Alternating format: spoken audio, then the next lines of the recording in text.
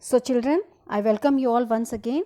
So in the previous video lecture, I was telling about the climatic controls, the various climatic controls, and in which I told you about the 6 major controls of the climate of any place, in which I discussed about the latitude, altitude, pressure and wind system, distance from the sea, ocean currents and relief features. So let me explain you once again in a very brief way. So, I told you that pressure and the wind system, I was telling about the pressure and the wind system of India, it depends on the latitude and altitude of a place, and side by side it also influences the temperature and rainfall pattern. Now, the climatic and weather condition of India, they are governed by the atmospheric conditions like pressure and the surface winds, upper circulation, western cyclonic disturbance, and I am going to explain you one by one. So, you know that India, it lies already in the northeasterly winds region, and these winds, they originate from the subtropical high pressure belt of the northern hemisphere. Already I showed you on the map also. When they blow, they get deflected to the right. Why? Due to the Coriolis force, and they move towards the equatorial low pressure area. That I am going to show you in the diagram over here. You can see where the India is placed in the subtropical high pressure belt area. Is it clear? So, you can see that the northeast trade winds, it blows towards this side, and out after that from the downwards you can see the southeast trade wind blows over here. So, such kind of the pressure, high pressure belt is created in the northern hemisphere, and they get deflected to the right due to the Coriolis force, and they move towards the equatorial low pressure area. Now, these air masses, children, I would like to tell you that these circulate globally. At the equator, what happens, you know that the rays of the sun, they falls vertically. That is why the temperatures are very high at the equatorial region. So, what happened there at the land and water mass, they gets heated up, and what happened when they gets heated up, the warm air blows over it. So, the air in the equatorial region, it gets heated up and it rises to the top of the atmosphere, and more as air which rises beneath its force, the air mass to spread northwards and the southward towards the polar region. Now, I would like to tell you about the Coriolis force effect. What happens when the earth rotates? ठीक है, it causes all the moving objects. Northern hemisphere में जितने भी objects हैं वो सब move करते हैं, इंक्लूडिंग एयर मास भी इम्प्रूव करती हैं. एंड जब ये एयर मास मूव करती है तो नॉर्दर्न हेमिस्फीयर की जो एयर मास होती है वो राइट साइड में डिफ्लेक्ट हो जाती है, एंड सदर्न हेमिस्फीयर की लेफ्ट साइड में डिफ्लेक्ट हो जाती है. सो ये क्या होता है कि I will show it you here. देखो, ये देखिए एयर मास, देखिए राइट हैंड साइड डिफ्लेक्ट हो गई है, ये लेफ्ट हैंड साइड डिफ्लेक्ट हो गई है, और इसकी वजह से क्या होता है कि कोरियलिस जो इफेक्ट होता है वो इक्वेटर पे एब्सेंट हो जाता है, एंड कोरियलिस फोर्स से जो है direct simple flow, it flows from the equator towards the pole side, जिसको कि हम फेरल्स लॉज भी बोलते हैं. Now pressure and surface winds, आप इंडिया के बारे में बात करते हैं. द प्रेशर्स और जो विंड कंडीशंस इंडिया के अंदर होती है ये टोटली डिफरेंट है in comparison to other region of the world. Winters में क्या होता है, हाई प्रेशर नॉर्थ रीजन में बन जाता है हिमालयाज में. In winters there is a high pressure in the northern region the Himalayas. So वहाँ पे क्या होता है, कोल्ड ड्राई विंड्स ब्लो करती है इस रीजन में. You can see over here, यहाँ पे हिमालयाज पे क्या होता है, कोल्ड ड्राई विंड्स ब्लो करती है इस रीजन में, एंड इससे क्या होता है, किधर ब्लो करती है, हाई प्रेशर होता है, ठंडी हवा उधर से आती है, ये लो प्रेशर एरिया की तरफ जाती है. लो प्रेशर एरिया कहाँ पे फॉर्म होता है, south, oceans to the south, over the oceans to the southern region. Summer में क्या होता है, लो प्रेशर अब कहाँ फॉर्म हो जाता है, उल्टा हो जाता है. It is formed in the interior of Asia. Asia के अंदर लो प्रेशर फॉर्म होता है और नॉर्थ वेस्टर्न इंडिया में फॉर्म होता है. नॉर्थ वेस्टर्न में हम our area, Delhi, Punjab, Haryana, Bihar and all this region comes over here. इससे क्या होता है, कंप्लीट अब विंड जो है इनका डायरेक्शन जो है टोटली रिवर्स हो जाता है समर्स में. पहले क्या होता है, ऊपर से हवा जो है नीचे की तरफ आती है, it comes from this side towards this side, नीचे सदर्न इसकी तरफ आती है. But what happens in the summer में यहाँ पे लो प्रेशर क्रिएट हो जाता है.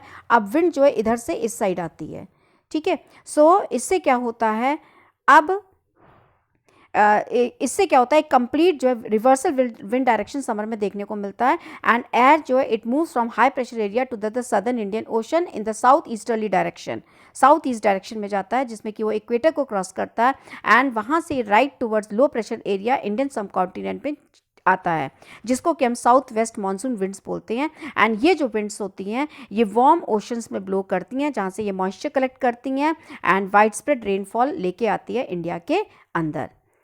Now after the distance of the sea, देखिए आप इसमें तो आपको मालूम है कि कोस्टल रीजन्स जो भी होंगे, कोस्टल रीजन्स ये माने जहाँ पे कोस्टल रीजन्स के जो कोस्ट के पास एरियाज होंगे, सी के पास, यहाँ पे इक्वेबल क्लाइमेट होता है।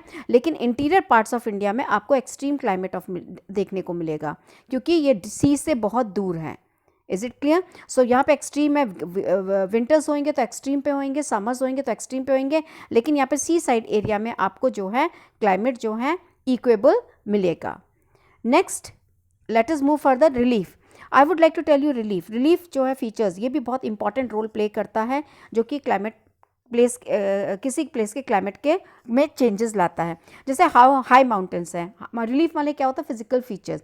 हाई माउंटेन्स पे क्या होता है, ये हाई माउंटेन्स जो हैं ये कोल्ड विंड्स को, हॉट विंड्स को बैरियर के रूप में इस्तेमाल होते हैं, और साथ ही साथ ये प्रेसिपिटेशन कॉज करते हैं। तभी आप देखो हिमालयाज़ पे रेनफॉल है, स्नोफॉल है, क्योंकि वो बहुत हाई होते हैं और ये रेन बैरिंग विंड्स के पाथ पे आते हैं। रेन बैरिंग विंड्स जो हवा आती है आपकी, वो इससे टकरा के यहाँ पे इसीलिए रेनफॉल होती है।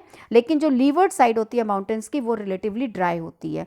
लीवर्ड साउंड आपको दिखाती हूँ, देखिए ये लीवर्ड साइड है, this is the levered side.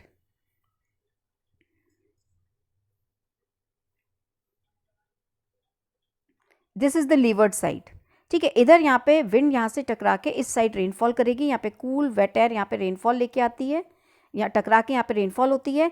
लेकिन ये रेन शेडो एरिया, जिसको कि हम लीवर्ड्स एरिया भी बोलते हैं, यहाँ पे वार्म ड्राई एयर रहती है। तो आप देखोगे माउंटेन के एक तरफ जो है रेनफॉल होती है और दूसरी तरफ जो है वहाँ पे आपको ये चीज़ देखने को नहीं मिलेगी। उसके बाद रिलीफ फीचर्स के बाद आपका रेन शेडो इफेक्ट हो गया। रिलीफ फीचर्स में आप देखिए, आपको जब मैंने आपको फिजिकल फीचर्स भी आपको पढ़ाया था, तो इसमें जो आपका ये कोस्टल एरियाज़ में आपको कोस्टल एरियाज़ बताया था कि ये जो आपके वेस्टर्न घाट्स हैं, जो ईस्टर्न घाट्स हैं, वेस्टर्न घाट्स के जो ये इतनी भी ये माउंटेन एरियाज़ है, यहाँ पे जो विंड्स आती है वो स्पेशली इस एरिया में टकरा के ज़्यादातर इस कोस्टल रीजन्स में सबसे ज़्यादा रेनफॉल करती है, ठीक है। तभी आप देखो ज़्यादातर ये केरला है कोस्टल रीजन्स में आता है, गोवा है, कर्नाटका है, महाराष्ट्र का बॉम्बे एंड ऑल है, यहाँ पे हैवी रेनफॉल होती है, बिकॉज यहाँ पे ये विंड्स टकरा के यहाँ रेनफॉल करती हैं। ओके, सो आप देखोगे कि एक साइड रेनफॉल होती है, उसके दूसरे इंटीरियर की तरफ आप जो अंदर वाला रीजन दोगे, ये देखिए यहाँ पे it receives very low rainfall, और ये मानसून विंड्स है। ये मानसून विंड्स यहाँ पे इन वेस्टर्न घाट्स पे टकरा के और इस कोस्टल रीजन्स पे रेनफॉल करती हैं। ओके, ये आपका लीवर्ड साइड है इसलिए। Next will move towards relief हो गया। रिलीफ के बाद will come towards jet streams. मान लो अब क्या होता है, what are jet streams? Jet streams जो होते हैं, जो अपर एयर सर्कुलेशन जो इंडिया के अंदर होता है, ये स्पेशली वेस्टर्ली फ्लो की वजह से अफेक्ट होता है। जो वेस्टर्न विंड्स ब्लो करती हैं, इनको हम वेस्टर्ली विंड्स को हम जेट स्ट्रीम्स भी बोलते हैं। एंड ये नैरो बेल्ट होती है, एक नैरो बेल्ट एरिया में आते हैं हाई अल्टीट्यूड पे, दैट इज़ 12,000 मीटर हाई पे आपको ये देखने को मिलेगा वेस्टर्ली विंड्स को ट्रोपोस्फियर में। इस एरिया में ये आपको जेट स्ट्रीम्स दिखाई देंगी। इनकी स्पीड जो है 110 kilometre per hour in summers हैं and 184 kilometre per hour in winters में होती है। कई जेट स्ट्रीम्स जो हैं अभी भी आइडेंटिफाई की गई हैं एंड मोस्ट कॉन्स्टेंट्स जो पाई जाती है वो आपको देखने को मिलेगी मिड लैटिट्यूडनल रीजन में and the sub tropical jet streams, ठीक है। सो जेट स्ट्रीम्स आपको पता चल गया है। नेक्स्ट विल मूव टू, ये देखिए आप जेट स्ट्रीम्स, अब आप you can see over jet streams over here. Okay, this आपका तिब्बत प्लेटो में ये देखिए आपको बताया था ना, हाई ऑल्टीट्यूड एरिया में देखने को मिलती हैं, ये आपके जेट स्ट्रीम्स हैं, यहाँ पे देखने को मिलती हैं। ओके, उसके बाद नाउ जेट स्ट्रीम्स जो हैं ये आपकी कहाँ पे लोकेटेड है, 27 degree to 30 degree north latitude region. North latitude region आपको बता दूं, देखिए इक्वेटर के ऊपर जो है आपका 23.5 डिग्री पर आर्कटिक सर्कल आता है, उसके ऊपर जो है 27 to 30 डिग्री जो ये लैटिट्यूडनल लाइन है, यहाँ पे जो है जेट स्ट्रीम्स देखने को मिलती हैं एंड इनको हम सब ट्रॉपिकल वेस्टर्ली जेट स्ट्रीम्स बोलते हैं।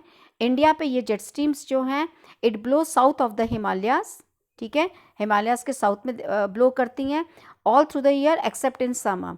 सो वेस्टर्न साइक्लोनिक डिस्टर्बेंस जो है, जो आप कभी देखते हो जब आप जो रेनफॉल होती है स्पेशली जो है आपकी जो वेस्टर्न साइक्लोनिक डिस्टर्बेंस आता है उसमें आप स्पेशली नॉर्थ और north western parts of the country में आप देखते हो, इसकी वजह से जो है वेस्टर्ली फ्लो करती है।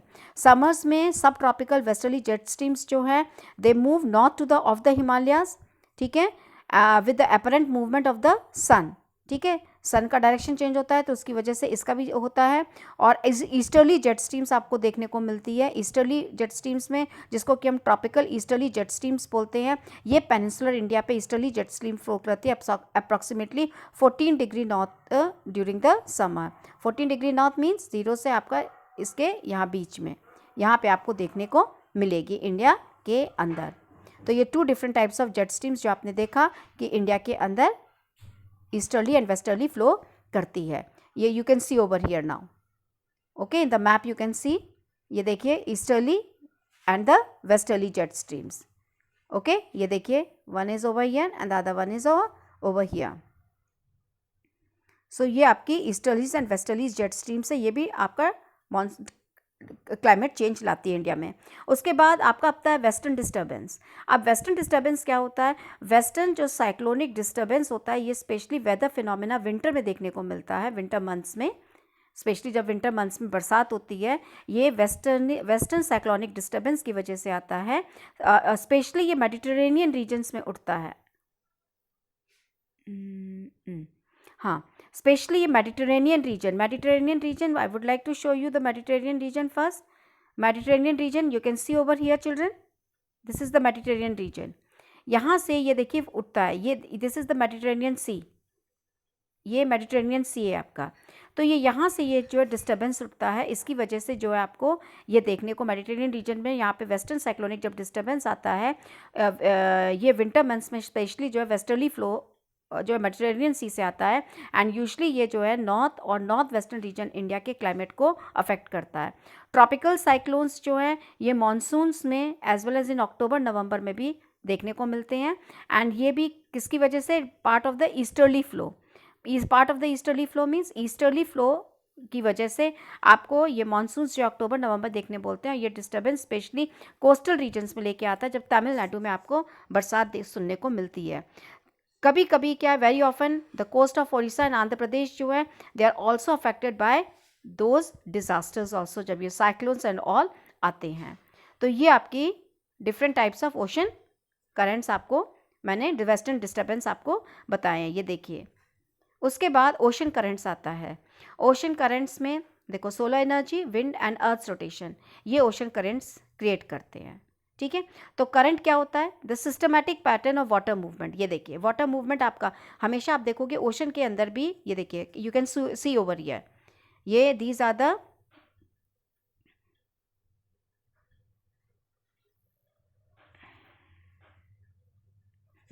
ये this you can see these are the ocean currents. ये करंट्स जो है फॉर्मेशन चलती रहती है ओशन के अंदर भी। नाउ ये भी जो है हमारे क्लाइमेट में चेंज लाता है।